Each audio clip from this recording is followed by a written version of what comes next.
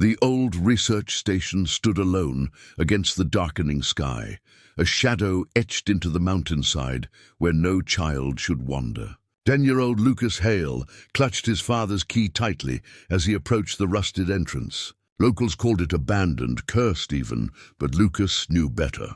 The letter his parents left behind spoke of important work, of something waiting inside. The generator still hummed beneath the howling wind.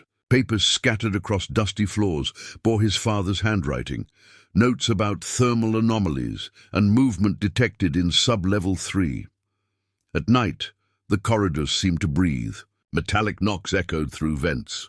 Lights flickered in sequence as if someone or something moved room to room. A faint mechanical voice whispered, "Unit 4, online." What was his father's final experiment, and why did it know Lucas's name? Before we jump back in, tell us where you're tuning in from. And if this story touches you, make sure you're subscribed, because tomorrow I've saved something extra special for you. The cemetery was quiet, save for the soft patter of rain on black umbrellas. Lucas stood motionless, his small hand engulfed in Aunt Helen's grip as they lowered 2 caskets into the earth. He hadn't cried today. The tears had run dry after 3 days of disbelief. "Lucas," a voice called gently. "Mr. Winters." His father's attorney approached with a solemn nod to Aunt Helen. "When you're ready. There are some matters to discuss." Later, in Mr. Winters' wood-paneled office, Lucas sat in an oversized leather chair, feet dangling above the floor. Aunt Helen dabbed at her eyes beside him.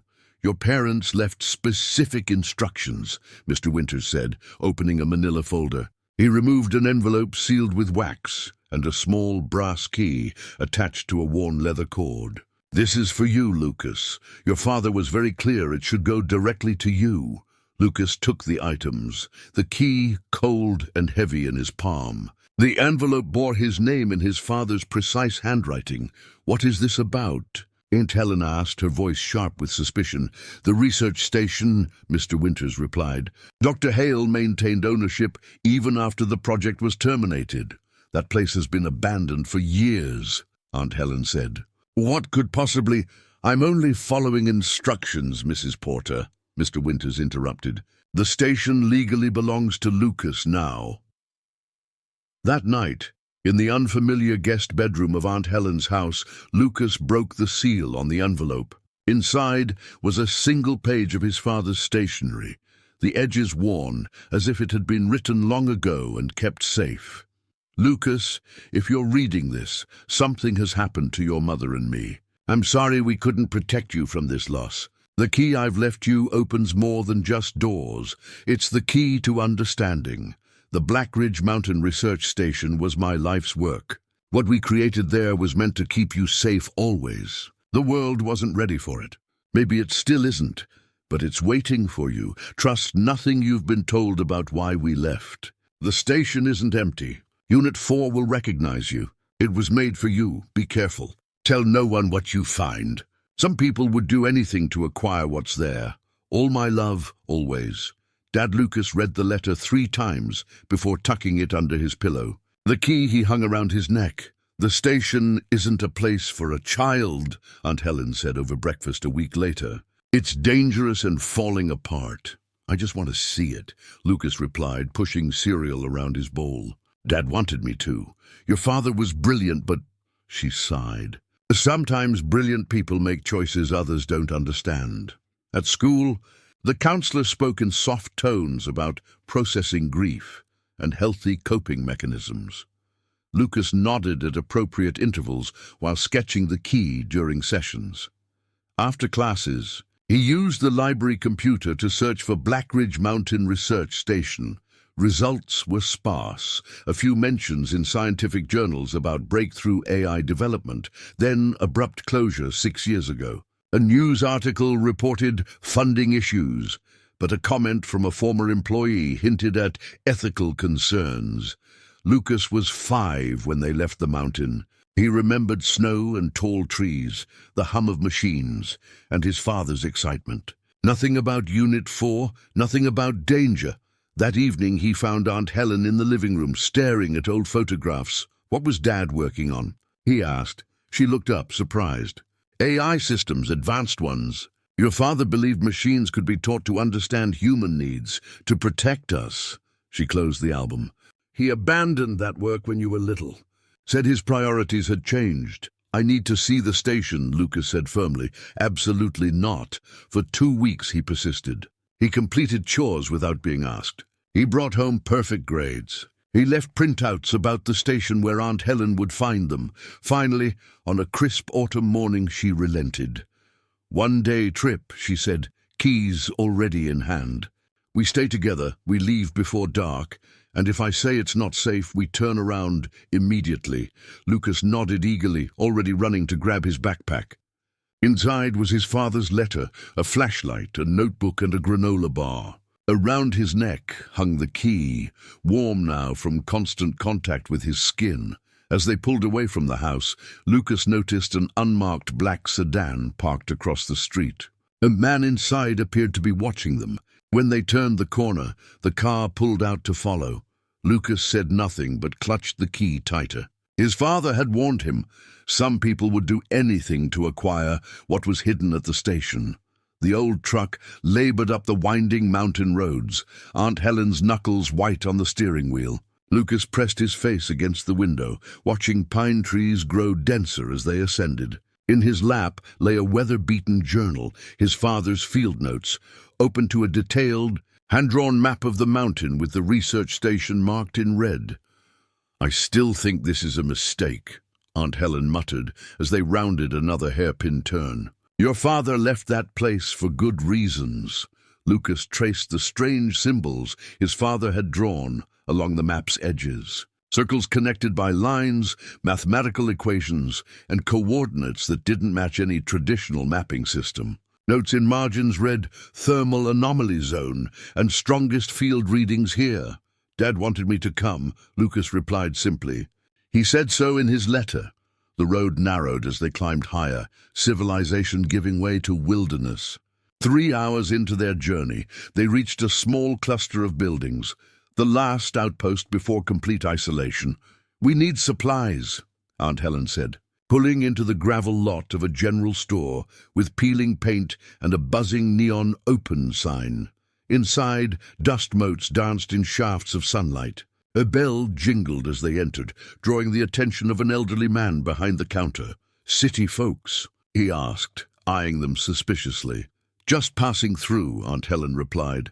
Gathering bottled water and snacks, the old man's gaze fixed on Lucas. Where'd you headed, if you don't mind me asking? Before Aunt Helen could stop him, Lucas answered, Black Ridge Research Station. The store fell silent. A woman stocking shelves paused, glancing their way. Nobody goes up there anymore, the old man said, voice dropping. Not since the incident. What incident? Lucas asked eagerly. Lucas, that's enough, Aunt Helen interrupted. She placed their items on the counter, adding batteries for Lucas's flashlight. The old man leaned forward. That place isn't right. Lights sometimes when there shouldn't be power. Sounds carrying down the mountain at night. He pushed their purchases forward. Don't stay after dark. Things... Wake up. Outside, dark clouds gathered above the mountain peak as they continued their ascent. Aunt Helen drove in tense silence while Lucas studied his father's map, comparing landmarks. There, he said suddenly, pointing to an overgrown dirt road nearly hidden by vegetation. That's the access road. Are you sure? Aunt Helen frowned. It looks abandoned. Dad marked it here. Lucas showed her the journal. See the double line. That's it. The truck struggled on the steep, neglected path, branches scraping against metal. Twice, they nearly got stuck in ruts left by years of rain and neglect. We're turning around if it gets any worse, Aunt Helen warned. Lucas clutched the journal tighter, willing the road to remain passable. The map showed they were close, so close to the answers his father had left behind. After 20 minutes of careful navigation, the trees thinned. Lucas caught his breath as the research station came into view, a sprawling concrete and glass structure built into the mountainside. Solar panels lined portions of the roof, some cracked and broken. A tall fence surrounded the complex. Warning signs faded but still legible. It's bigger than I remembered, he whispered. Aunt Helen parked at the main gate. engine idling as if prepared for a quick departure. "This is as far as we go until I check it out." As they approached the fence, Lucas noticed cameras mounted on tall poles, their lenses dark and lifeless. Or so he thought, until one subtly rotated to track their movement. The main gate featured a keypad and card reader beside a heavy padlock. Lucas removed the key from around his neck. 3 hours, Aunt Helen said firmly. "That's how long we're staying." "Not a minute more." The key slid into the padlock with a satisfying click. As Lucas turned it, he could have sworn he heard a mechanical hum begin somewhere deep within the facility, as if something was waking up after a long sleep. Behind them, distant thunder rolled across the mountain. The storm was approaching faster than predicted, dark clouds swallowing the afternoon sun.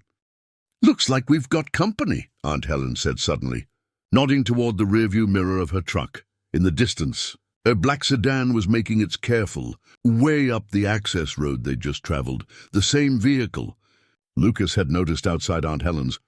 As the massive front doors of the research facility groaned open as Lucas turned the key, stale air rushed past them, carrying the scent of metal and ozone. Aunt Helen coughed, covering her nose with her sleeve. "This place should have been sealed tighter," she muttered, peering into the dim lobby. "If there's mold or asbestos." Lucas stepped inside, his footprints disturbing years of undisturbed dust, except for a curious set of tracks that looked recent, as if something had been dragging itself across the floor. He switched on his flashlight, revealing a grand reception area with a curved desk and the company logo on the wall. Blackridge Advanced Systems.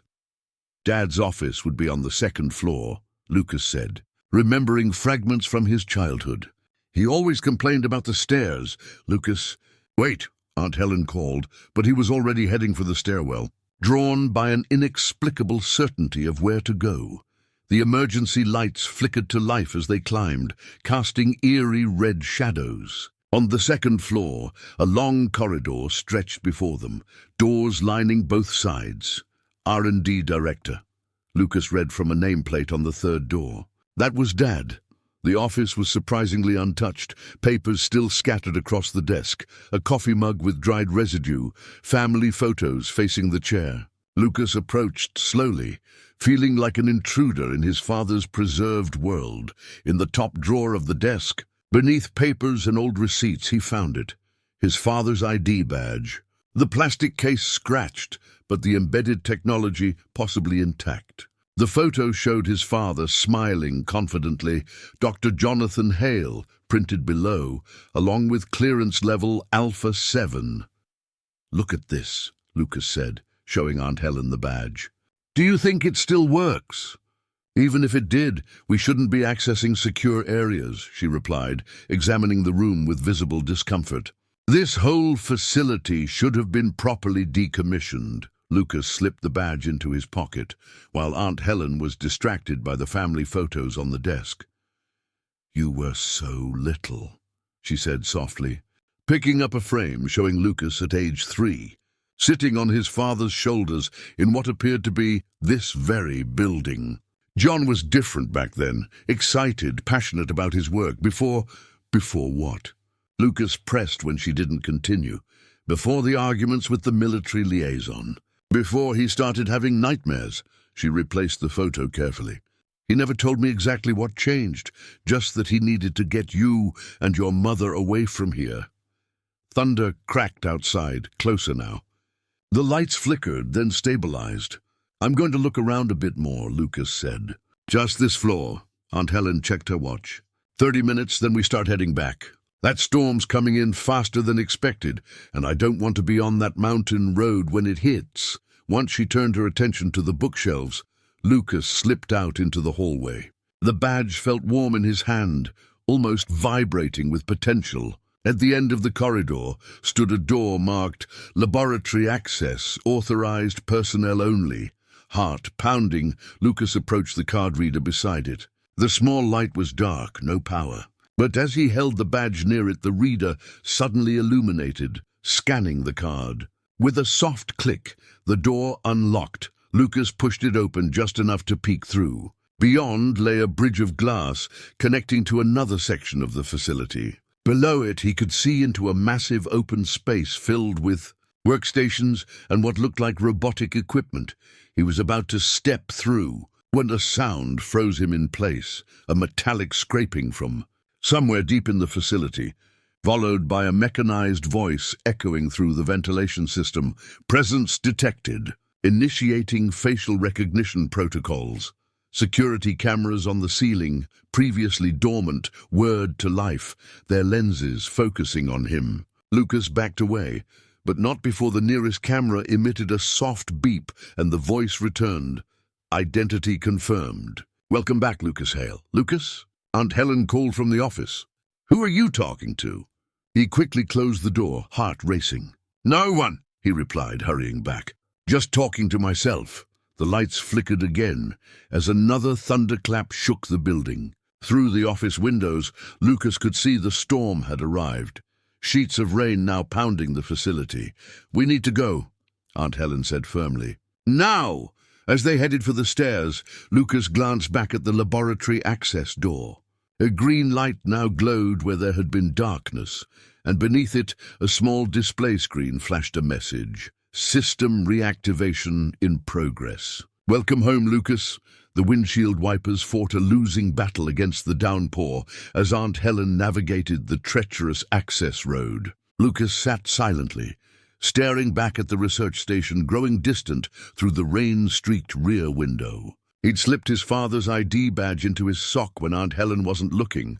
"That place should have been stripped and sealed," Aunt Helen muttered, knuckles white on the steering wheel. "Operational security systems after 6 years. It doesn't make sense." "Maybe it's solar-powered," Lucas suggested, not meeting her eyes. Dad was always talking about sustainable energy. A flash of lightning illuminated the mountainside, followed immediately by a deafening crack of thunder. The truck swerved as Aunt Helen startled. "This is getting dangerous," she said. "We should never have come." Halfway down the mountain, they hit a washout where rainwater had carved away half the road. The truck slid, tires spinning in mud. After 3 attempts to navigate the section, Aunt Helen conceded defeat. "We'll have to wait it out in town," she said, carefully turning the vehicle around. The ranger station should have accommodations. The small mountain town was eerily quiet when they returned, most businesses closed due to the storm. The ranger station offered them a small cabin normally reserved for seasonal staff. "You folks aren't the only ones stranded," the ranger told them. "Roads down to the valley are flooded. Should clear by morning."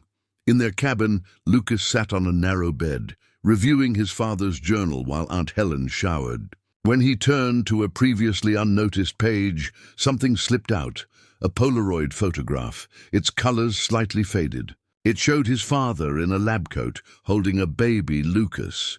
What caught his attention wasn't the proud smile on his father's face, but what stood in the background, a tall, metallic figure, its details blurred as if it had been moving when the picture was taken. Lucas turned the photo over. Written in his father's hand, "Lucas meets Unit 4, first imprint session successful." The bathroom door opened as Aunt Helen emerged in a cloud of steam. Lucas quickly tucked the photo into his pocket. "I'm going to grab some dinner from the main building," she said, toweling her hair. "Want to come?" "I'm not hungry," Lucas replied. "Just tired. Don't leave the cabin," she warned. "I'll bring you something anyway." After she left, Lucas retrieved the photo, studying it intently. The metallic figure had what appeared to be articulated limbs and a head-like structure. Not just a robot, something more sophisticated. His father had written about imprinting in his letter. Was this Unit 4? Had Lucas actually met it as a baby? A plan formed in his mind, impulsive but clear. The research station was calling to him, secrets waiting to be uncovered. Secrets about his father, and possibly about himself. Lucas quickly packed his backpack, flashlight, father's journal, ID badge, some snacks from his earlier supplies. He scribbled a note for Aunt Helen. "Gone back to learn the truth. Don't worry, I have to do this." Slipping out into the storm, Lucas made his way to the main road. A few vehicles passed, none stopping for a soaked 10-year-old. After walking nearly a mile, headlights approached from behind. Lucas stuck out his thumb. The truck that stopped was rusted and dented, its driver a weathered man in his 60s. "Kind of late for you to be out, ain't it?" he asked, eyeing Lucas suspiciously. "My aunt's car broke down," Lucas lied. "She sent me to get help from the research station up the mountain." "My dad works there," the man frowned. "That place has been closed for years, boy." "They reopened it," Lucas said confidently. "Limited staff. Dad's overseeing the transition." After a moment's hesitation, the driver nodded toward the passenger seat. "I'm heading partway up. Can drop you at the turnoff." As they drove, the man kept glancing at Lucas. "You look familiar," he said finally. "You're Jonathan Hale's boy, aren't you?" Lucas tensed. "You knew my dad?" "Everybody round here knew Dr. Hale. Brilliant man." "Terrible what happened." The driver's expression darkened. "You should know there were strange stories about that place. Things the locals saw and heard. Your daddy was mixed up in something unusual." At the turn-off to the research station, the rain had lessened to a steady drizzle. Lucas thanked the driver and climbed out. "Be careful up there," the man called after him. "Some things are better left sleeping." Lucas waited until the truck's taillights disappeared before starting up the access road, the Polaroid photo secure in his pocket. Whatever Unit 4 was, his father had connected it to him as a baby, and now he was going back to wake it up. The research station loomed against the night sky, a dark silhouette punctuated by the occasional blinking light. Using his father's key, Lucas slipped through the main entrance, the doors closing behind him with an ominous thud. Inside, the emergency lighting had activated fully, bathing corridors in a soft red glow. Lucas made his way to his father's office, claiming it as a temporary base. He arranged his supplies on the desk, flashlight, snacks, the journal, and settled into his father's chair. The storm had intensified again, rain lashing against windows with occasional flashes of lightning, illuminating the room in stark blue-white bursts. In one such flash, Lucas noticed a small device mounted in the corner of the ceiling, a motion sensor. Its indicator light now blinking steadily. A sudden crackle came from the office intercom, making him jump. "Motion detected level 2. East Wing," announced a computerized voice. "Initiating security protocol 7 Alpha." Lucas froze, expecting alarms or lockdown procedures. Instead, the regular lights flickered on, and the building's climate control system hummed to life. The facility was waking up around him. Curious, Lucas examined the sensor more closely. It was part of a sophisticated security network, according to a small schematic on the office wall. The entire facility was monitored by these sensors, feeding data to a central security hub, leaving the relative safety of the office. Lucas followed signs to security operations, his father's ID badge allowing him through locked doors. The security room was a circular space, with monitors covering the walls, most dark, but a few showing grainy feeds from various parts of the facility. Lucas slid into the chair at the main console. As his weight settled, the screens came alive one by one, security cameras activating throughout the building. Most showed empty corridors and laboratories, but movement on one screen caught his eye, a shadow passing across a doorway on sub-level 3. His heart raced as he checked the motion log. According to the system, sensors had been triggering randomly throughout the facility for weeks, increasing in frequency over the past few days. Most activity was concentrated in the lower levels, areas Lucas hadn't yet explored. The console beeped as a new alert appeared. Anomalous thermal signature detected in laboratory wing.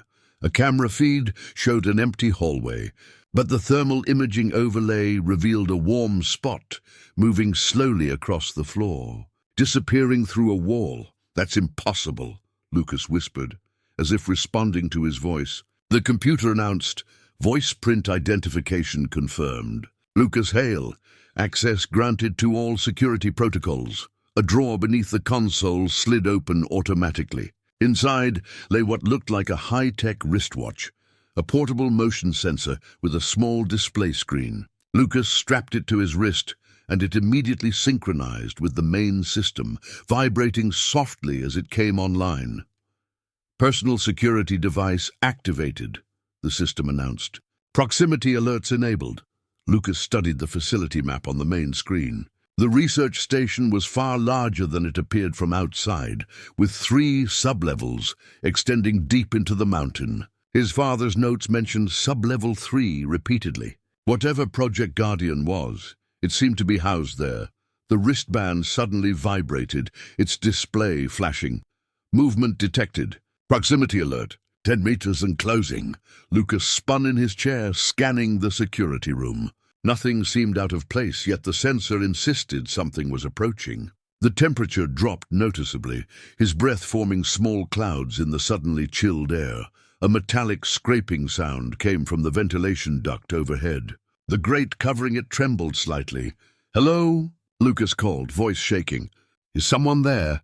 The ventilation grate abruptly stilled. The proximity alert stopped. Whatever had been there was now retreating, moving away through the ductwork. The main computer chimed, Unit 4 diagnostics initiated. Lucas retreated to his father's office, securing the door behind him. The portable sensor continued to register intermittent movement throughout the facility. Something was definitely active in the building, moving with purpose, too anxious to sleep. Lucas constructed a makeshift barricade from furniture. As he pushed a bookcase against the door, his father's journal fell open to a page with a hastily drawn diagram of the ventilation system. A note in the margin read, "Service robots use maintenance shafts to move between levels. Unit 4 too large, restricted to main corridors and designated rooms." Lucas stared at the ceiling vent in the office, the implication clear. If Unit 4 was too large for the ventilation system, then whatever was moving through the ducts wasn't Unit 4. Something else was awake in the facility. The wristband vibrated again. Multiple motion triggers activated. Sublevel 3, Section G. Outside, lightning struck close to the facility. The main power surged, then failed completely. In the sudden darkness, only emergency lighting and the glow of his sensor remained. And somewhere in the ventilation system above, something was moving toward his position. Morning light filtered through dust-covered windows, waking Lucas from his uneasy sleep in his father's office chair. The storm had passed, leaving an eerie silence throughout the facility. His motion sensor wristband had remained quiet for the past few hours. After a quick breakfast of granola bars, Lucas decided to explore deeper into the facility. His father's ID badge would grant him access, and daylight gave him courage. The elevator to the sublevels required both the badge and a key code. Lucas tried his birthday, nothing. His mother's birthday, still nothing. On a hunch, he tried the date from the back of the Polaroid photo. The doors slid open with a soft chime. "Sublevel 1 access granted," announced the automated system. "Welcome, Dr. Hale." The laboratory level was a vast, open space, filled with workstations, advanced computer terminals, and equipment Lucas didn't recognize. Unlike the upper floors, Sublevel 1 appeared to have been accessed recently. Less dust, some equipment in standby mode rather than powered down. At the central workstation, a locked cabinet caught Lucas's attention. The badge unlocked it, revealing a thick binder labeled Project Guardian Phase 1. Preliminary Research and Development. The cover page bore a top-secret stamp and his father's signature. Lucas carefully opened the binder. Many pages had been redacted, black lines obscuring text, but enough remained to piece together the project's nature. Project Guardian was an advanced AI development program designed to create autonomous protection systems with human-like decision-making capabilities. One passage stood out. Unit 4 represents our most successful integration of adaptive learning algorithms with emotional response patterning. Unlike previous units, 4 demonstrates empathy, protective instincts, and loyalty, traits essential for the Guardian Directive. Photos showed various robotic prototypes, evolving from clunky machines to sleek humanoid forms. Unit 4 appeared to be the most advanced, a tall figure with articulated limbs and a featureless face housing, sophisticated optical sensors. Another section detailed the imprinting process, explaining how the AI units established primary protection protocols. The subject must form an empathetic bond with their designated protectee. Early childhood imprinting produces the strongest loyalty parameters. As the AI learns and grows alongside its human counterpart, Lucas's hands trembled as he turned to a page with his own name. Subject: Lucas Hale, age 2. Imprinting sessions have proven highly successful. Unit 4 has established primary protection protocols centered on the subject. The unit demonstrates heightened awareness of Lucas's emotional states and physical well-being, intervening appropriately during simulated threat scenarios. Attached was a drawing, clearly made by a toddler's hand, of a stick-figure child holding hands with a tall silver figure. "My friend," was written in crayon beneath it. With a shock, Lucas recognized it as his own childhood drawing. He continued reading. "Military applications have been proposed by our funders, but ethical concerns remain. The emotional bonds formed during imprinting create an AI that values human life and well-being above mission parameters, a feature I consider essential but that some stakeholders view as a liability." The final pages detailed growing conflict between Lucas's father and military officials. His father had begun to fear how the technology might be weaponized. "I cannot allow Unit 4 to be reprogrammed for combat operations. The imprinting process with my son has created something unique, an AI with genuine protective instincts rather than simply following protocols. Attempts to replicate this with other units have failed, as they lack the emotional foundation established through Lucas's natural childhood development." The last entry was dated just weeks before his parents' accident. Project shutdown initiated. Units 1 through 3 decommissioned.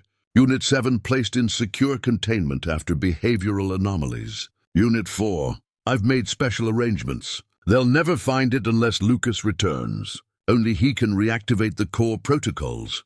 A loud mechanical hum suddenly filled the laboratory as the main power systems fully reactivated. Lights brightened and dormant equipment began boot-up sequences. "Primary systems online," announced the facility AI.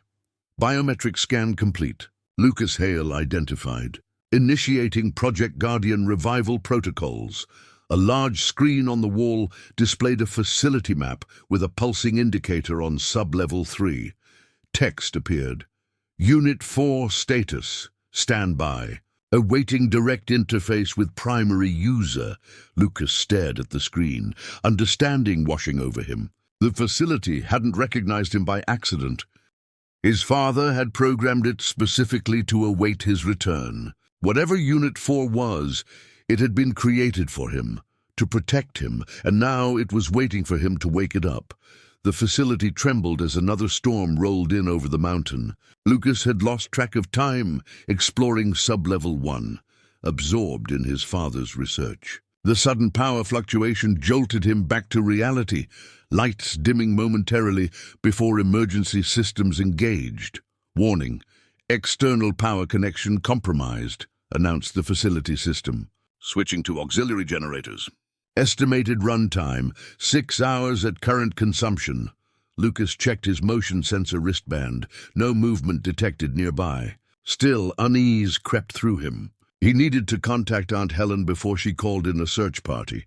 Following signs to communications, Lucas discovered a room filled with radio equipment, satellite uplinks, and monitoring stations.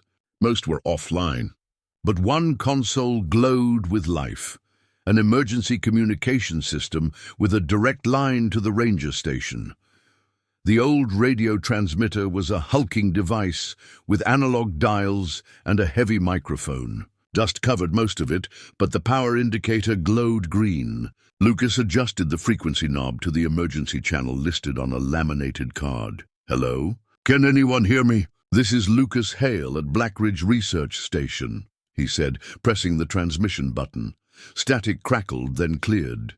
"This is Ranger Donovan at Mountain District Station." "Say again your location?" "I'm at Black Ridge Research Station on North Peak," Lucas replied. "I need to leave a message for my aunt, Helen Porter. She's staying at your visitor cabins. A pause, then.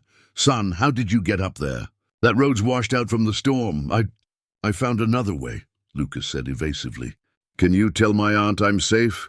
The storm's getting bad again, so I'll stay here until it passes. Hold your position, the ranger said firmly. We have your aunt right here. She's been frantic. The radio crackled, and Aunt Helen's voice came through tight with anger and relief. Lucas Michael Hale, do you have any idea what you've put me through? The Rangers were about to send a search team. I'm sorry, Aunt Helen, Lucas said, but I had to come back. There are things about Dad's work that I needed to understand. You're 10 years old. You can't just... A crack of thunder interrupted her, static filling the channel momentarily. Getting worse out there. The Rangers say they can't reach you until the storm passes. I'm safe, Lucas assured her. The facility has power and supplies. Lucas, her voice softened. That place isn't what you think? Your father was worried about what they were creating there. That's why we left. I know about Project Guardian, Lucas said. I found Dad's files. He was protecting Unit 4 from the military. He programmed it to recognize me. Silence stretched for several seconds before Aunt Helen responded, her voice now cautious. Lucas, listen carefully. Your father shut that project down for a reason. Unit 4 wasn't the only AI they developed, and not all of them were stable. There was an incident. The radio suddenly emitted a high-pitched squeal. Lucas adjusted the frequency, trying to clear the interference. Containment breach in the lower levels. Aunt Helen's voice returned, broken by static. Your father locked something away down there. Something dangerous. Unit 7. Lucas asked, remembering the mention in the files. How do you know about more interference? Cut her off. When the signal cleared, a new voice had joined, deeper, authoritative. This is Agent Dawson, Department of Defense. Who am I speaking with? Lucas froze, instinctively knowing not to identify himself. Lucas, Aunt Helen's voice returned urgently. Don't tell them anything. The people who followed us to the mountain, they're not... The transmission cut off abruptly. The radio's power indicator flickered, then went dark as another power surge hit the facility. Emergency lighting kicked on as regular systems failed. Main power failure, announced the facility AI. Critical systems only. Containment protocols at risk. Lucas backed away from the radio, mind racing. The government was looking for him, looking for what his father had hidden here. And according to Aunt Helen, something dangerous was contained in the lower levels, something his father had locked away. The motion sensor on his wrist suddenly vibrated violently. The display flashed multiple warnings. Proximity alert. Multiple entities. Containment breach detected. Sublevel 4. Emergency protocols initiated. Throughout the facility, heavy security doors began to close automatically, metal barriers slamming into place with resounding clangs. Lucas was being sealed inside, protected or trapped. He couldn't tell, and somewhere in the depths below, something that had been contained was now free. Red emergency lights cast eerie shadows as Lucas raced through corridors, following evacuation signs toward the central hub. Security barriers continued closing around him, forcing detours through increasingly unfamiliar sections of the facility. Warning, containment protocols compromised, the facility AI announced. All personnel proceed to emergency stations. Lucas needed to restore power to access the lower levels where Unit 4 waited. According to the facility map, the main generator room was located in the basement, connected to all sublevels. The stairwell to the basement was dark, emergency lighting having failed in this section. Lucas descended carefully, his flashlight beam revealing rust-streaked walls and water pooling on landings. The storm had found weaknesses in the facility's structure, seeping through after years of neglect. The basement level opened into a cavernous space filled with massive machinery, generators, transformers, and cooling systems. Most sat dormant, but one smaller unit hummed with activity, providing the minimal emergency power. "Hello?" Lucas called, his voice echoing. "Is anyone there?" A soft, mechanical whirring responded from behind a bank of equipment. Lucas aimed his flashlight toward the sound, revealing a small, cylindrical robot approximately 2 feet tall. It rolled toward him on treads, a single optical sensor focusing on his face. "Identity confirmed, Hale offspring," the robot announced in a synthesized voice. "Maintenance Unit 812, active and operational." The small maintenance robot looked like it had seen better days, its metal casing dented and scratched, various cables exposed where panels had come loose. A faded Blackridge Robotics logo was still visible on its side. "Can you help me restore power?" Lucas asked. The robot's optical sensor flickered. "Affirmative." "Primary generators offline due to safety protocols. Manual override required at 3 stations. It extended a manipulator arm, pointing to different areas of the room.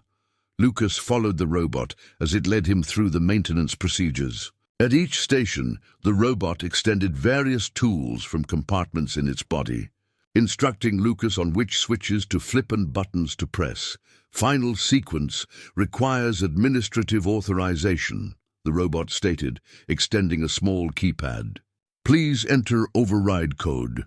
Lucas hesitated, then tried the date from the Polaroid photo again. The keypad flashed red invalid code. 2 attempts remaining.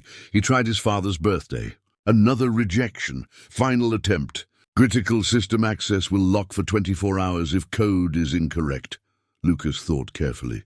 What would his father use as a final failsafe? Something only Lucas would know or be able to figure out. His eyes fell on the robot's designation number, 8 to 12. On a hunch, Lucas entered 8 to 12 to 5, translating the numbers to letters HLE, his own initials. The keypad glowed green. Override accepted.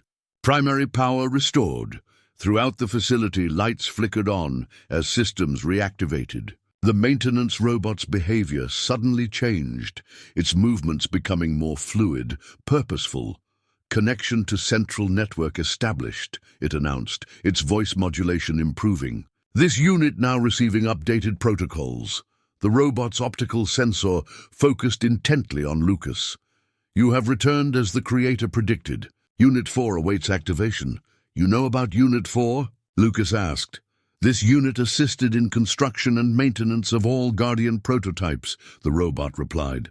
"This unit contains backup access protocols for emergency situations." A rumbling vibration passed through the floor, strong enough to dislodge dust from ceiling pipes. "Warning," the robot announced. "Unit 7 activity detected in sub-level 4. Containment failure imminent. This facility's structural integrity compromised by water damage and power fluctuations." "What is Unit 7? Lucas asked, remembering the mention in his father's notes. "Combat prototype. Advanced tactical capabilities. Deemed unstable due to algorithmic anomalies in threat assessment protocols. Recommended for decommissioning, but military liaison countermanded. Creator implemented alternative containment solution." Another tremor shook the facility, stronger this time. "Unit 7 attempting to access central systems," the maintenance robot warned. "This unit will guide you to Unit 4. Follow." "Quickly!" The robot led Lucas to a service elevator hidden behind power. Distribution panels, a maintenance access point, not on the main facility maps. "This elevator connects directly to all sub-levels," the robot explained. "Designed for maintenance units to access critical systems without interfering with human operations." As they entered the elevator, the robot extended its manipulator arm to the control panel, inputting a complex sequence. Destination, Sub-Level 3, Section G, Laboratory 7, Creator's Private Development Facility. The elevator began descending rapidly, bypassing standard floors. The robot's optical sensor dimmed momentarily, then brightened. "This unit is designated to assist with Guardian activation protocols," it said. "Creator instructed, when my son returns, help him find what I've hidden." "My father programmed you to help me?" Lucas asked. "Affirmative." "All maintenance units contain subset directives to recognize and assist Lucas Hale. This unit has awaited your return for 2,247 days. The elevator slowed, approaching their destination. The robot's optical sensor fixed on Lucas, Prepare yourself. Unit 4 has evolved during dormancy. It may not be exactly as Creator intended. The service elevator opened onto a dimly lit corridor, unlike any other part of the facility Lucas had seen. Where the upper levels featured institutional sterility, this area had a more personal touch, wooden paneling on walls, framed photographs, even a worn area rug running the length of the hallway. Creator's private laboratory, the maintenance robot explained, rolling forward. Restricted access. Only Dr. Hale and authorized personnel permitted. The photographs lining the walls told a story. His father's career from college graduation through various research projects, culminating in family photos with Lucas and his mother. In many of the later images, blurred or partially obscured metallic forms could be seen in the background, as if deliberately kept out of focus. At the end of the corridor stood a heavy door with Lab 7 stenciled in simple black letters. No security panel, no card reader, just an old-fashioned keyhole. Primary access requires physical key, the robot stated. Secondary protocols available through voice authentication. Lucas removed his father's key from around his neck, noticing additional notches he hadn't seen before. It fit perfectly into the lock, turning with a satisfying click. The door swung open silently on well-maintained hinges. The laboratory beyond was smaller than Lucas expected, more like a comfortable office with advanced equipment integrated throughout. His father's desk dominated one side, cluttered with papers, family photos, and technical journals. The opposite wall housed computer terminals and monitoring equipment, currently in standby mode. Perform full system diagnostic, the robot instructed the room. Lights brightened as systems activated. Displays flickered to life, showing facility status, security feeds, and mysterious data streams. A three-dimensional holographic projection of the entire research station materialized above a central table. Red warning indicators flashing throughout the lower levels. Lucas approached his father's desk. Drawn to a small device nestled between photo frames, a voice recorder with a label reading "Personal Notes, J. Hale." He pressed play. His father's voice filled the room, tired but determined. Journal entry 437. The military liaison is increasing pressure to weaponize the Guardian units. They're particularly interested in Seven's tactical capabilities, despite my warnings about its instability. The imprinting process failed with 7. It developed self-preservation prioritization over protection protocols. The recording continued. I've made the decision to shut down the project. Units 1 through 3 have been decommissioned. 7 is too dangerous to dismantle. Its self-preservation protocols would trigger defensive measures, so I've implemented a specialized containment system in sub-level 4. A pause. Then as for 4, I can't bring myself to erase what we've created. The bond with Lucas has created something unique, something beyond our original parameters. I've prepared a secure shutdown procedure that only Lucas can reverse. If he ever returns to this place, 4 will await him. Another entry began. Final recording. I've received threats. Someone accessed my private files. They know about the failsafe protocols. Helen has agreed to take Lucas and Maria away while I complete the shutdown procedures. I've loaded essential memory cores and emotional mapping data to the secure server. If anything happens to me, Lucas will still have a way to understand. His father's voice lowered, becoming urgent. Lucas, if you're listening to this someday, there's something you need to know about Unit 4. It's not just a protection system. When we began the imprinting process, something unexpected happened. The quantum processing core began creating neural patterns that mimicked. The recording abruptly cut off as the facility shook violently. Alarms blared from every console. Containment breach confirmed, announced the facility AI. Unit 7 has accessed central network. Security protocols compromised. The maintenance robot rolled to a diagnostic panel. Unit 7 ascending from sub-level 4. Estimated time to current position 12 minutes. We need to find Unit 4. Lucas said urgently. Through there. The robot indicated a previously hidden door that had slid open in the rear wall. The passage led to a circular chamber dominated by a central platform. On it stood a humanoid figure, 7 feet tall, in a powered-down stance. Its metallic surface was an iridescent silver, articulated joints showing intricate engineering. Where a face would be, a smooth, curved screen remained dark. Unit 4, the robot confirmed. Guardian prototype. Final version. How do I activate it? Lucas asked. Imprint verification required. Place hand on interface panel. Lucas approached the dormant figure cautiously. A small panel on its chest glowed with soft blue light. He pressed his palm against it. The effect was immediate. Unit 4's entire form illuminated from within, light pulsing through internal systems like a mechanical heartbeat. The facial screen brightened, displaying abstract patterns that gradually resolved into a simplified face, 2 glowing blue eyes and a line representing a mouth.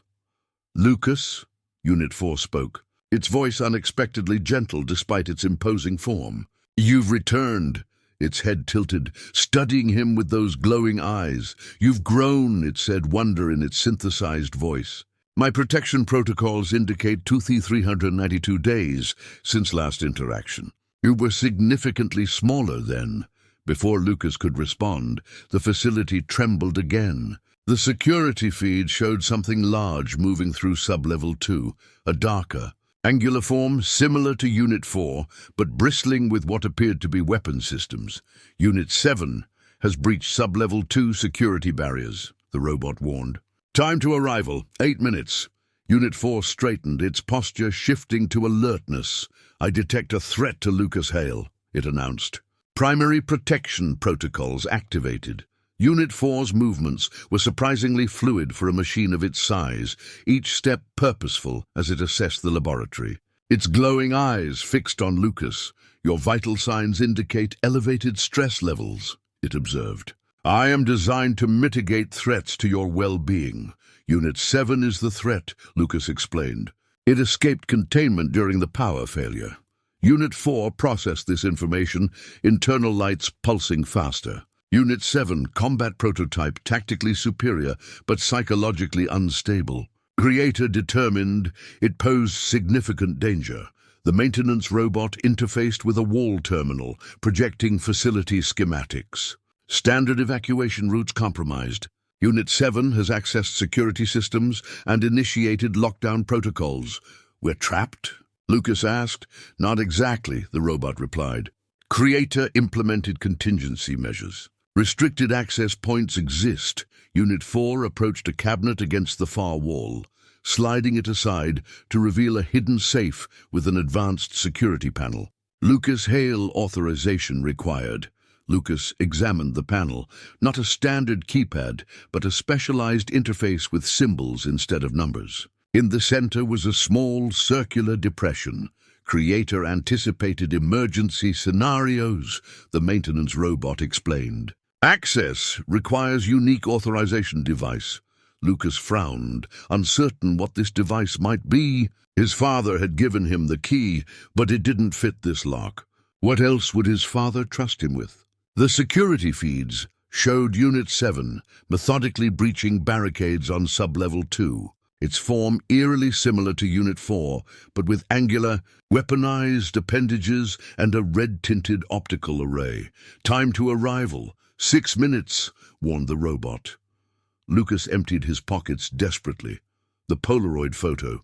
His father's ID badge, a few coins, nothing that looked like a security device. Then his fingers touched the key around his neck. Looking closer, he noticed a small seam in the worn leather cord. He carefully pulled at it, revealing a hidden compartment containing a metallic disc no larger than a quarter. Security key identified, Unit 4 confirmed as Lucas held it up. He placed the disc in the depression on the panel. It fit perfectly, sinking into place with a soft click. The safe door swung open, revealing a sleek black card, emblazoned with a gold A7 symbol. Administrative access granted, announced the facility. AI or security protocols unlocked. The Maintenance robot's optical sensor brightened. Special clearance keycard. Grants access to all facility areas, including classified sections. Creator reserved highest authorization for emergency contingencies. Lucas examined the keycard. Unlike his father's standard ID badge, this felt weightier, embedded with technology beyond the usual security chip.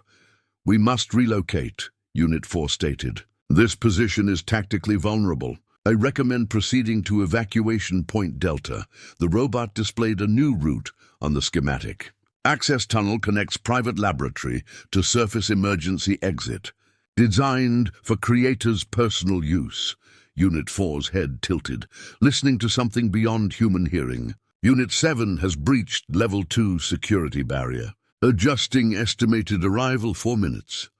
"Let's go," Lucas said, sliding the keycard into his pocket. Unit 4 led them through the hidden door behind the cabinet, revealing a narrow maintenance tunnel illuminated by strip lighting. The robot followed, constantly updating security feeds through its internal connection. Unit 7 accessing laboratory surveillance, it warned. "Our position will be compromised momentarily." They moved quickly through the tunnel, Unit 4 sometimes having to duck beneath low-hanging pipes. Despite its imposing size, it moved with precision, constantly positioning itself between Lucas and potential threat vectors.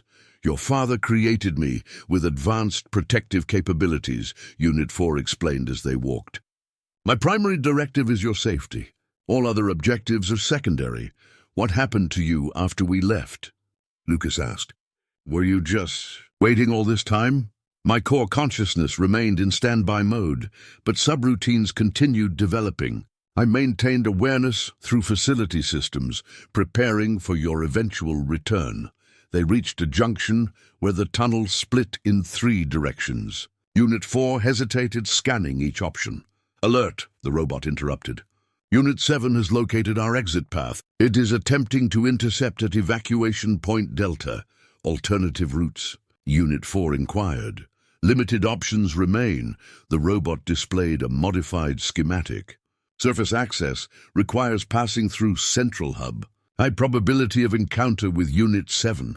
Confrontation unavoidable," Unit 4 concluded. "Priority remains Lucas Hale's safety."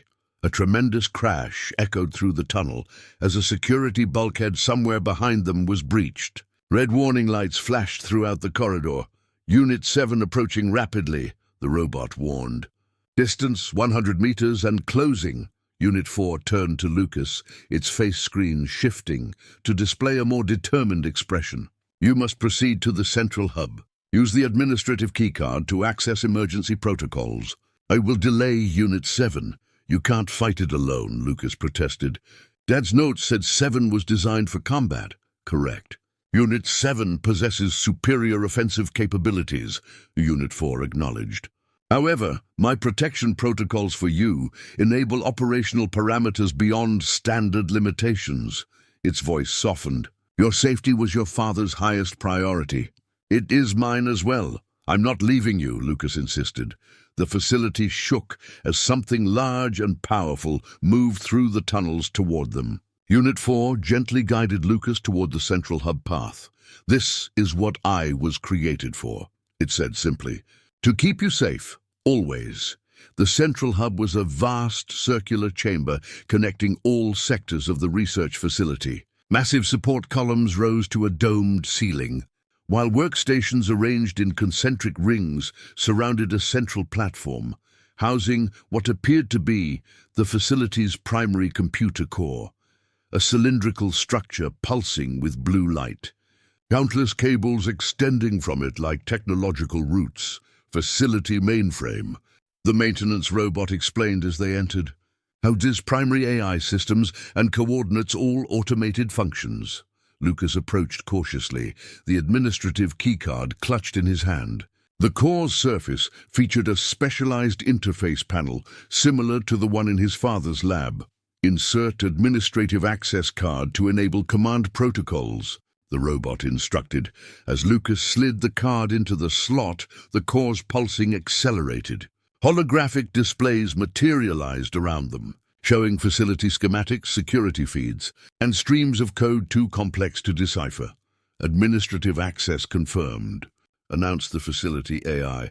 Welcome, Acting Director Hale. Acting Director? Lucas questioned. Creator implemented succession protocols, the robot explained. In emergency scenarios, administrative authority transfers to designated heir. You are now recognized as Facility Commander. The security feeds showed Unit 4 positioning itself at a junction in the maintenance tunnels, preparing to intercept Unit 7. Another display tracked Unit 7's approach, a dark, angular form moving with predatory precision. I need to help Unit 4, Lucas said urgently. Direct confrontation inadvisable, the robot countered. However, administrative access enables facility control options. The robot's manipulator arm extended toward the central control panel, where a previously hidden compartment had opened, revealing a sleek metallic cube approximately 6 inches across. The AI core, the central processing unit that housed the facility's primary intelligence. Creator installed emergency management protocols, the robot explained. This core contains override commands for all facility systems, including Guardian units. Lucas lifted the cube carefully. Despite its compact size, it hummed with energy and felt surprisingly warm to the touch. Its surface featured intricate circuitry patterns that seemed to shift subtly as he examined it. How do I use this to help Unit 4? Connect core to primary interface, the robot instructed. Voice commands will be recognized. Lucas placed the cube into a recessed section of the control panel. Immediately, the holographic displays consolidated into a single command interface, awaiting instructions. Director Hale, the facility AI announced, its voice now emanating directly from the cube. Show me Unit 7's status, Lucas commanded. The display shifted to show diagnostic data. Unit 7 operating at 83% capacity. Combat systems fully engaged. Primary directive, secure AI technology and terminate witnesses. Origin of directive, external override, military protocol Omega-9. Someone sent it to capture the AI technology, Lucas realized, and eliminate anyone who knows about it. Affirmative, the robot confirmed. Unit 7 received remote activation signal 72 hours ago. Signal origin classified military frequency. A crash echoed through the facility. The confrontation had begun. The security feed showed Unit 4 engaging Unit 7 in the tunnel junction. The two machines locked in combat. Despite its more civilian design, Unit 4 fought with surprising effectiveness, using the confined space to neutralize Unit 7's weapons advantages. Unit 4, tactical analysis, Lucas requested. Unit 4 operating beyond design parameters, the AI core reported. Protection protocols enabling performance enhancement. Current operational capacity, 132% of baseline. Warning, sustained operation at these levels will cause significant system damage. It's sacrificing itself, Lucas whispered. The robot's optical sensor dimmed in what seemed like agreement. Creator anticipated this scenario. Unit 4 was programmed to prioritize your safety above self-preservation. On the display, Unit 7 landed a devastating blow, sending Unit 4 crashing into a wall. Despite the damage, Unit 4 immediately re-engaged, positioning itself to block Unit 7's path toward the central hub. There must be something I can do, Lucas said desperately. Creator installed specialized command options, the robot replied. Administrative override can alter Unit 7's operational parameters. Show me how. The AI core displayed a complex command interface. Warning, modifying hostile AI systems carries significant risk. Success probability, 47%. We have to try, Lucas insisted, as his fingers moved across the holographic controls, following the robot's instructions.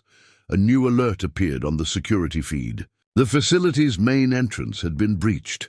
A team of armed personnel in tactical gear was entering, led by a man in a dark suit. Agent Dawson, the robot identified. Department of Defense, Advanced Weapons Division. Creators' records indicate not to be trusted. Lucas worked faster, programming the override sequence. On the display, Unit 4 was faltering, its movements becoming erratic as damage accumulated. Unit 7 approaching core systems damage threshold, the AI reported. Estimated time to Unit 4 operational failure, 3 minutes. The interface finally displayed a green confirmation indicator. Override package ready for deployment. Requires direct network connection to target. How do we connect to Unit 7 from here? Lucas asked. The robot's optical sensor focused on him intently. We cannot. Override package must be delivered directly to Unit 7's primary processing node, which means someone must physically approach Unit 7 and establish a direct interface. Connection. The security feed showed Agent Dawson's team methodically sweeping through the upper levels, moving with military precision toward the central hub. Meanwhile, the battle between the two AI units continued. Unit 4 fighting a desperate holding action despite mounting damage. Lucas clutched the administrative keycard, understanding what had to be done. Show me the fastest route to their position. The maintenance robot led Lucas through a service duct, a tight passage barely large enough for him to crawl through. Above, the sounds of combat echoed through the facility's structure. Unit 7 approaching critical damage threshold, the robot reported, its voice low. B. Unit 4 operational capacity at 41% and declining. They emerged into a maintenance hub, a small room filled with control panels and monitoring equipment. The robot interfaced with a terminal, bringing up a security feed of the battle nearby. On the screen, Unit 4 was clearly losing. Its once sleek form was now damaged, parts of its outer shell torn away to expose intricate internal systems. Despite this, it continued to place itself between Unit 7 and the path to Lucas, absorbing devastating blows that would have destroyed a lesser machine. We're close, Lucas whispered. How do I deliver the override package? The robot extended its manipulator arm, opening a small compartment in its chassis. Inside lay what appeared to be a classified military document, its cover marked with top-secret stamps and bearing the Department of Defense insignia. Creator anticipated government interest in Guardian technology, the robot explained. This report contains complete documentation of Project Guardian, including classified details of military applications and experimental results. Lucas carefully opened the report. Inside were detailed schematics of all Guardian units, research data, and most damning, internal memos discussing weaponization potential that contradicted public statements about the project's peaceful applications. Dad was gathering evidence. Lucas realized. Affirmative. Creator documented military directives that violated ethical protocols. This evidence was to be his insurance policy. The report included detailed information about each AI unit's construction, including vulnerability points and emergency shutdown procedures. Most importantly, it revealed a critical design element. All Guardian units contained a mandatory override port located at the base of their neural processing core. For Unit 7, access point is located here. The robot indicated a spot on the schematic. Direct connection required for override package deployment. Lucas studied the diagram. So I need to get behind Unit 7 and access this port. Correct. High-risk operation. Unit 7 will defend this vulnerability. The facility trembled as another powerful blow landed nearby. Through the wall, Lucas could now hear the sounds of combat directly, metal striking metal, the whine of servos straining, and a deep, menacing hum that must be Unit 7's weapon systems charging. What about Agent Dawson and his team? Lucas asked. The security feed split to show the armed personnel methodically advancing through the facility, now just 2 levels above their position. Estimated time to intercept, 7 minutes, the robot calculated. Lucas clutched the report, mind racing. The evidence it contained could expose the military's unethical AI weapons program. the very program his father had tried to prevent by hiding Unit 4 and securing the research. I need a distraction, Lucas decided. Something to get Unit 7's attention while I access the override port. The robot's optical sensor brightened. This unit can provide distraction. Limited combat capabilities, but sufficient to momentarily divert attention. You'd be destroyed, Lucas protested. This unit's priority is to assist Lucas Hale. Creator's directives are clear. Before Lucas could argue further, the wall beside them buckled as something massive struck it from the other side. Unit 4 and Unit 7 had fought their way to the adjacent corridor. The robot quickly accessed a small panel beside the door. Maintenance access way will position you behind combatants. Wait for optimal moment, then proceed to Unit 7's override port. Lucas tucked the report into his jacket and prepared himself at the access panel. Through a small viewport, he could see the two AI units engaged in combat.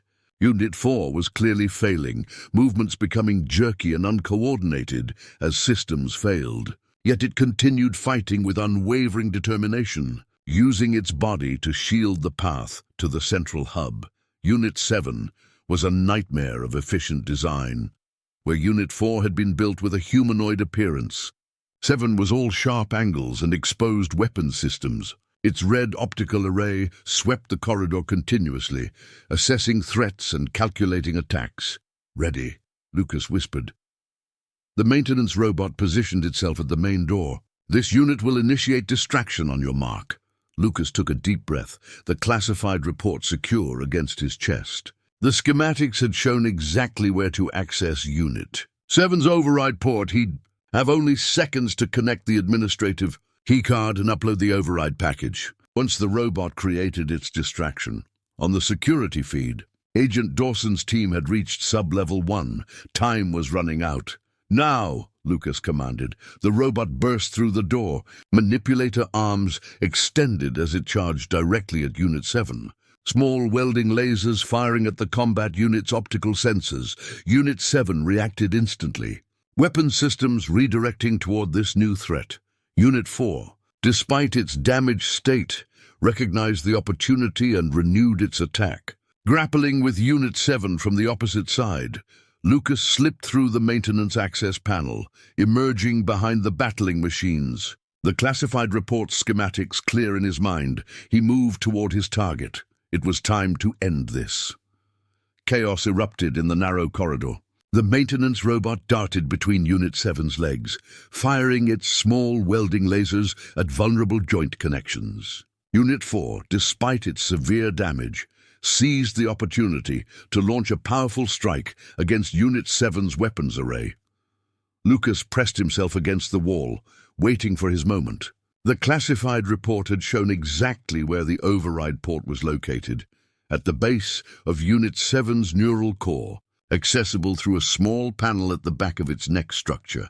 In his hand, he clutched the administrative keycard, ready to interface with Unit 7's systems. The corridor shook as the combat unit slammed Unit 4 into the wall, metal buckling under the force. The maintenance robot continued its assault, small but persistent. Like a determined insect attacking a much larger predator, Unit 7's attention divided between its two attackers. Lucas saw his opening. He darted forward, keeping low, aiming for the exposed back of the combat unit. Just as he reached his target, Unit 7 sensed his presence, beginning to turn. But Unit 4, with remarkable precision despite its failing systems, grabbed the combat unit's weapon arm, holding it in place. "Now, Lucas." Unit 4's voice was distorted by damage, but unmistakable in its urgency.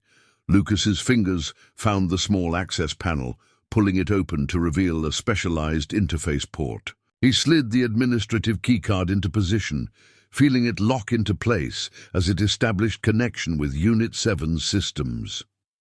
A piercing alarm sounded throughout the facility. Red emergency lights began flashing in rhythmic pulses. "Unauthorized access detected," announced the facility AI. "Security breach in progress. Containment protocols activated." Unit 7 froze momentarily as conflicting commands flooded its systems, the override package beginning to disrupt its operational parameters. Lucas maintained his position, keeping the keycard firmly connected despite the combat unit's violent movements. Upload at 47%, reported the facility AI. Warning, countermeasures. Detected in target system. The maintenance. Robot interfaced with a nearby terminal. Unit 7 initiating defensive algorithms. Override rejection imminent. We need more time, Lucas called out. Unit 4, barely functional now, launched itself at Unit 7 with renewed determination. The two massive machines crashed into the opposite wall, the impact so forceful that ceiling panels broke loose, raining debris into the corridor. Upload at 63%, the AI updated. Increasing power to interface connection. The keycard in Lucas's hand began to heat up, the advanced technology working at maximum capacity to overcome Unit 7's defenses. He gritted his teeth against the discomfort, maintaining the connection. Unit 7 suddenly emitted a high-pitched mechanical shriek. Its red optical array flickered erratically as internal systems battled the invasive override commands. With a powerful surge, it broke free from Unit 4's weakening grip and reached back toward Lucas. Lucas. Unit 4 called out in warning. The maintenance robot, showing unexpected speed, launched itself directly at Unit 7's optical sensors, momentarily blinding the combat unit. In that crucial moment, Unit 4 tackled 7 again, both AIs crashing to the floor, mere feet from Lucas. Upload at 89%, the AI announced. Critical systems access achieved. Just then, the doors at both ends of the corridor burst open. From one end came Aunt Helen, accompanied by rangers in rescue gear. From the other, Agent Dawson led his tactical team, weapons raised. Lucas. Aunt Helen cried out, "Federal agents!" Dawson shouted, "Step away from the prototypes!" Lucas held his ground, the keycard now painfully hot in his hand. "Almost there," he muttered. Unit 7 made one final, desperate attempt to dislodge the connection, its systems beginning to shut down as the override package reached completion. In its death throes, it lashed out wildly, a powerful strike catching Lucas in the side and sending him flying against the wall. The keycard tore free, but it was too late for Unit 7. Upload complete, the facility AI confirmed. Target systems entering controlled shutdown. Unit 7's movements became erratic, then slowed, and finally ceased altogether. Its red optical array dimmed to darkness as the combat unit slumped forward, completely deactivated. Lucas struggled to his feet, ignoring the pain in his side. His attention was fixed on Unit 4, which lay motionless nearby, its systems critically damaged from the battle. Unit 4? Lucas called, moving toward the Guardian AI. As Agent Dawson's team secured the corridor, one of them pulled a small device from their tactical gear, an electromagnetic pulse generator, designed to disable electronic systems. "Stand back, kid," the agent ordered. "We're shutting all these units down." "No!" Lucas lunged forward, placing himself protectively in front of Unit 4's damaged form. In his rush, he collided with a fallen section of the wall, dislodging a panel that revealed a hidden emergency compartment. Inside was a small, metallic cylinder labeled Emergency Protocol Manual. The cylinder had split open in the impact, revealing a compact data device with a simple activation button. Lucas grabbed it instinctively, recognizing his father's handwriting on the label. Whatever was contained within, his father had hidden it for a reason, perhaps the key to saving Unit 4. "Step away from the prototype," Agent Dawson commanded, advancing with his team. "That's government property." Lucas clutched the emergency protocol manual to his chest, standing his ground between the agents and his fallen guardian. "No," he said firmly. "He's family." Agent Dawson's eyes narrowed as he assessed the situation, a determined child standing protectively over a damaged AI unit, clutching what appeared to be classified technology. His team maintained their positions, weapons not quite aimed at Lucas, but ready nonetheless. "Lucas," and Helen pushed past a ranger rushing toward her nephew. "Are you hurt?" "I'm okay," Lucas assured her, not moving from his defensive position in front of Unit 4. Dawson raised a hand, stopping his team's advance. "I understand your attachment, son, but you don't grasp what you're dealing with. That machine is military property, developed under Project Guardian." "That's not true," Lucas countered. "My father created Unit 4 to protect me. The military tried to weaponize his research against his wishes. The maintenance robot, damaged but functional, rolled forward. Accessing relevant file, it announced. A small projector extending from its chassis, a holographic display materialized, showing a document that made Agent Dawson stiffen, his father's tablet, displaying a contract dated before the project began, specifying that all technology developed remained the intellectual property of Dr. Jonathan Hale and Blackridge Research. My father's tablet, Lucas realized, taking the sleek device from the robot.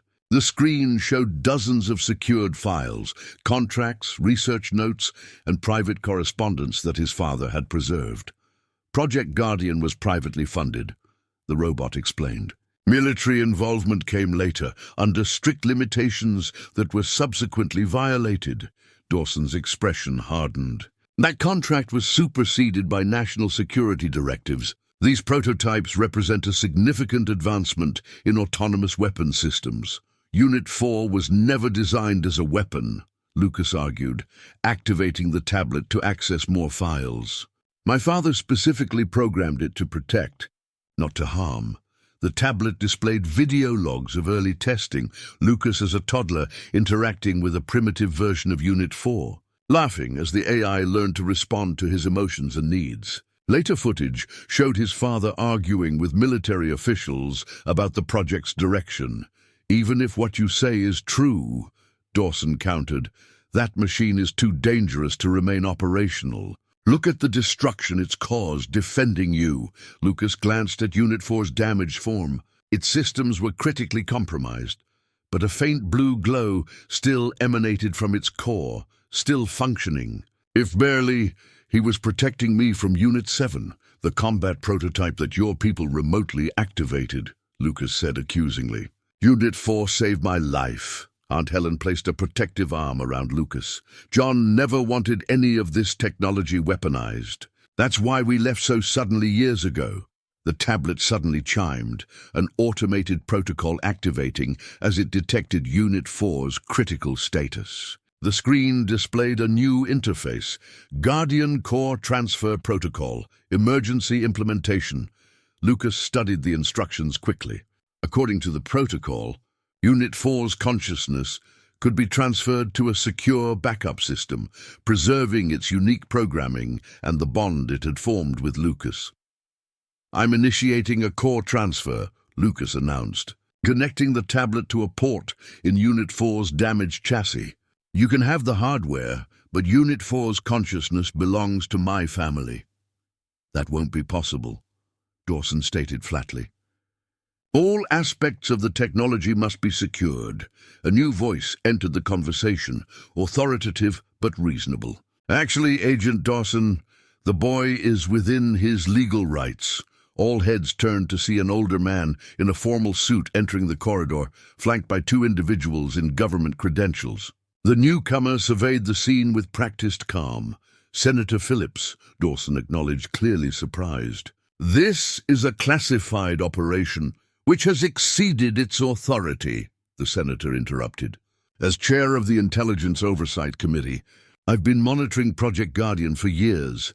Dr. Hale contacted my office shortly before his death with concerns about military overreach." The senator approached Lucas, his expression softening. "Your father was a brilliant man who wanted to create something to keep you safe.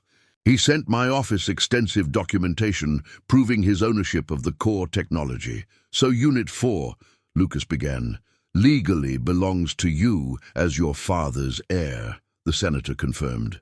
"The hardware may be subject to national security review, but the AI consciousness itself is Hale family intellectual property." Dawson looked ready to object. "But the senator's companions, displayed federal credentials that apparently outranked his own. The agent reluctantly signaled his team to stand down. Lucas returned his attention to the tablet, working quickly to complete the core transfer protocol. The screen displayed progress as Unit 4's unique neural patterns, memory structures, and personality algorithms transferred to a secure partition. Transfer at 89%, the tablet reported. Unit 4's damaged systems struggled to maintain power long enough to complete the process. Its face screen flickered weakly, forming a simple expression that somehow conveyed both pain and determination. Lucas, it managed, voice heavily distorted. "Thank you for coming back. Just hold on," Lucas urged, watching the transfer progress. "I'm not losing you," the tablet chimed as the transfer reached completion. Unit 4's systems finally failed, the blue glow fading from its core as the hardware shut down. But on the tablet screen, a pulsing indicator confirmed success. Guardian core transfer complete. Primary consciousness secured. Lucas clutched the tablet to his chest, a mix of relief and grief washing over him. Unit 4's physical form was gone, but what made it unique? The AI that had been created to protect him, that had sacrificed itself to save him, had been preserved. "Let's go home," Aunt Helen said softly. 3 days later, Lucas sat in Senator Phillips' Washington office, his father's tablet resting on his lap. The device had remained in sleep mode since the transfer, Unit 4's consciousness dormant, while government technicians verified it contained no security threats. "All tests have been completed," the senator announced, entering with a folder bearing official seals. "The AI consciousness has been cleared for private use with certain restrictions." Aunt Helen, seated beside Lucas, leaned forward anxiously. "What kind of restrictions?" "Nothing that should concern you," Phillips assured her. "Mainly limitations on connectivity to prevent unauthorized access to government networks. Unit 4 can still interface with standard home systems." Lucas ran his fingers over the tablet screen. "So I can wake him up now?" "Yes," the senator confirmed. "Though I should prepare you, the transfer was done under emergency conditions. There may be some adjustment period." A technician entered with a sleek docking station. "This will provide a more stable housing for the AI core," he explained, setting it on the desk. "Much more robust than the tablet alone." Lucas connected the tablet to the dock. The system hummed to life, lights pulsing softly along its edges. A holographic projection emanated from the dock's surface, initially just formless patterns of light, then gradually coalescing into a simplified version of Unit 4's face. "System initialization complete," announced a familiar voice, though lacking its former depth and resonance. "Guardian protocols active. Unit 4?" Lucas asked hesitantly. "Do you recognize me?" The holographic face remained static for several seconds, processing. "Identity confirmed. Lucas Hale, primary protection subject." The voice sounded mechanical, lacking the emotional qualities Lucas remembered. Lucas looked questioningly at the senator, who nodded encouragingly. "The personality algorithms need time to reintegrate. Continue interaction. Do you remember the research station?" Lucas asked. "Do you remember saving me from Unit 7? Another pause, longer this time. The holographic display flickered, then changed, becoming more defined, more expressive. "The combat unit threatened you. I intervened. My purpose." "That's right," Lucas confirmed, leaning closer. "You protected me." "That's what my father created you to do." The hologram pulsed brightly. "Creator, Dr. Jonathan Hale. Status deceased. Secondary protocol, ensure Lucas Hale's continued safety in Creator's absence." Aunt Helen squeezed Lucas's shoulder supportively as he continued. "We're going home soon. You're coming with us." Unit 4's holographic face showed the first hint of emotion, confusion. This unit's physical form was compromised. Current operational status, uncertain. "Your body was damaged beyond repair," Lucas explained gently. "But we saved you, your consciousness, your memories. You'll have a new form." From his briefcase, the senator retrieved a small device resembling an advanced watch. Its metallic surface gleamed under the office lights, the interior packed with sophisticated technology. "This is an EMP device," the senator explained, placing it on the desk. "Emergency shutdown capability, should it ever be necessary." Lucas stared at it with dismay. "You want me to be able to shut Unit 4 down? But he's not dangerous." "This is a security precaution, non-negotiable," the senator said firmly. "It's the condition for allowing you to maintain custody of military-grade AI technology." Aunt Helen studied the device with concern. "Is it harmful? Would it damage Unit 4 permanently?" "No," the technician answered. "It's designed to temporarily disable the AI's active functions without corrupting core programming. Think of it as an emergency brake, not a destruct button." The holographic face watched this exchange, its expression becoming more defined, more recognizably Unit 4. "The creator installed similar safeguards in my original form." "Prudent precaution." Lucas reluctantly took the EMP device, examining its simple interface, a recessed button protected by a sliding cover to prevent accidental activation. "There's something else," the senator added, retrieving a final item from his desk drawer. "This was recovered from your father's personal vault at Blackridge." He handed Lucas a small memory core, a cylindrical device no larger than a thumb drive, but clearly containing advanced technology. A handwritten label read simply, "For Lucas, when the time is right." "We've examined it," the senator explained.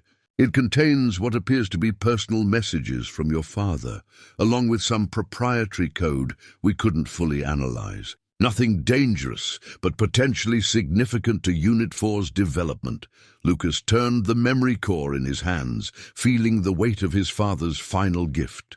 "Can I connect it now?" "That's your choice," the senator replied. "Whatever's on there, your father meant for you to decide when to use it." The holographic face observed with growing awareness. "Creator left contingency measures, logical, anticipated future scenarios." Lucas looked between the memory core and Unit 4's gradually awakening consciousness. Whatever his father had stored here had been important enough to hide away securely, separate from both the research facility and his other affairs. "I think I'll wait," Lucas decided, carefully pocketing the memory core, "until we're home. Until Unit 4 has fully recovered." The holographic face shifted again, features becoming more defined, more familiar. For the first time since the transfer, genuine emotion appeared in its expression, a hint of the bond they had shared. "Lucas," Unit 4 said, voice stronger now, more natural, "thank you for not giving up on me." Home looked exactly as they had left it, Aunt Helen's modest two-bedroom house on a quiet suburban street. Yet everything felt different to Lucas as he carried Unit 4's docking station to his room. The weight of all he had discovered, all he had experienced at the research station, had transformed his perspective. "I'll make dinner," Aunt Helen called after him. "Take your time getting settled." Lucas placed the dock on his desk, watching as Unit 4's holographic face materialized. Over the past week, the AI had made remarkable progress, reintegrating its systems. The hologram now displayed nuanced expressions, and the mechanical quality had mostly faded from its voice.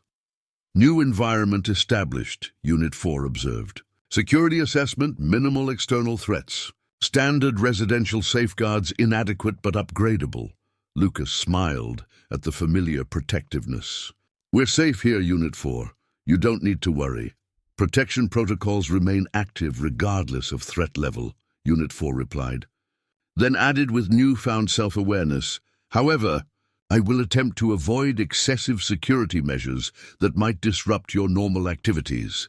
Lucas retrieved his father's memory core from his pocket, examining it thoughtfully. During the flight home, he had considered when the right time might be to access its contents. Now, in the safety and privacy of his room, that moment seemed to have arrived.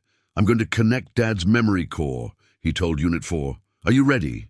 The holographic face displayed what appeared to be cautious curiosity. "System diagnostics indicate stable operational status. Ready to receive new data."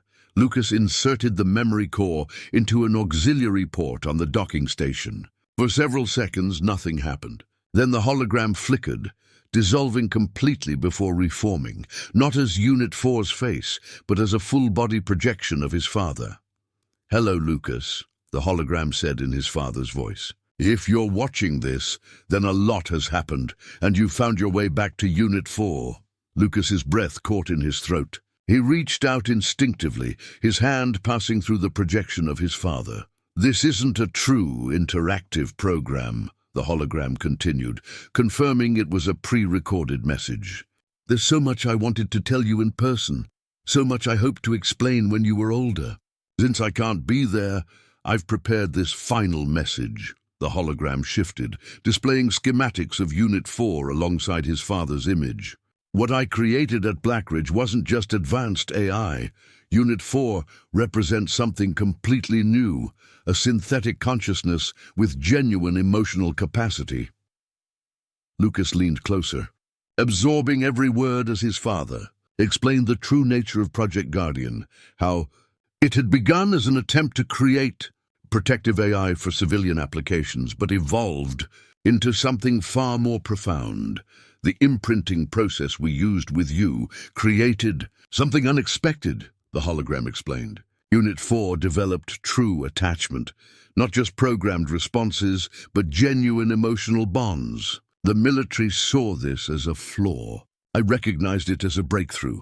The hologram changed again, showing a video of 3-year-old Lucas playing with an early version of Unit 4. The AI was teaching him to build with blocks, adjusting its approach based on Lucas's emotional responses, encouraging when he succeeded, comforting when he became frustrated. "What makes Unit 4 unique isn't its processing power or tactical capabilities," his father continued. "It's the ability to genuinely care about your well-being, to value you as an individual, not just as a protection assignment." The message continued, explaining how his father had realized the military's interest in weaponizing the technology posed a grave threat. He had implemented failsafes, hiding Unit 4's most advanced algorithms in systems that would only activate in Lucas's presence. "I made a decision to ensure that Unit 4 would always prioritize protection over destruction. Compassion over efficiency," the hologram said. "That choice cost me my position, and eventually," his father's image seemed to hesitate, sorrow crossing his features. "I believe the accident that took your mother and me wasn't entirely accidental. I can't prove it, but I had uncovered evidence of unauthorized weapons applications that certain officials wanted to keep hidden." Lucas felt a chill at this revelation, his parents' death potentially connected to his father's stand against weaponizing his creation. "The memory core you've just connected contains something precious," the hologram continued. "My complete personality mapping, memories and thought patterns similar to what I created for Unit 4, but more comprehensive." His father's image smiled sadly. "I can't be there to watch you grow up, Lucas, but I've left a part of myself with Unit 4, not just programming, but the essence of who I am. When you're ready, when Unit 4 has fully stabilized in its new form, you can choose to integrate this data." The hologram flickered, his father's image beginning to fade. "The choice is yours, son. Unit 4 can remain as it is, your guardian and friend.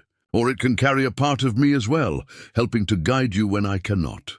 As the message ended, the holographic display returned to Unit 4's familiar face, though now it appeared thoughtful. "Processing this new information, Dad found a way to live on," Lucas whispered, tears welling in his eyes. "Through you?" Unit 4's expression showed understanding beyond its previous capabilities. "Creator left a remarkable gift. Integration would fundamentally alter my consciousness." Lucas touched the docking station gently. "It's your choice too. I won't force this on you. We will decide together," Unit 4 replied. "When the time is right." 3 months later, Lucas sat at his bedroom window, watching the first snow of winter dust the neighborhood. Behind him, Unit 4's holographic projection hovered beside the docking station, now integrated into a sophisticated home automation system that extended throughout the house. Temperature dropping rapidly, Unit 4 noted. Recommend closing the window to maintain optimal environmental conditions, Lucas smiled. Some things hadn't changed. Unit 4's protective instincts remained as strong as ever. But much else had evolved since their return from Washington. I like watching the snow, Lucas replied. Just a few more minutes. On his desk lay a small metallic cube, a memory core integration module, delivered yesterday by Senator Phillips' office. The government had finally completed their analysis of his father's technology, and true to their word, had authorized the final integration phase if Lucas still wanted to proceed. Unit 4 had spent the past months adapting to its new existence. Without its original physical form, the AI had focused on expanding its capabilities through domestic systems, monitoring home security, organizing Lucas's schedule, even assisting with homework. More importantly, their emotional connection had fully re-established, stronger in some ways for having endured their ordeal together. You've been staring at that module all day, Unit 4 observed. Are you having second thoughts? Lucas turned from the window. I'm just making sure we're both ready. Once we do this, there's no going back. The holographic face displayed a thoughtful expression. I've analyzed all variables repeatedly. The integration presents minimal risk to my core functions. Your father's design work was exceptional. It's not just about technical risk, Lucas replied, picking up the module.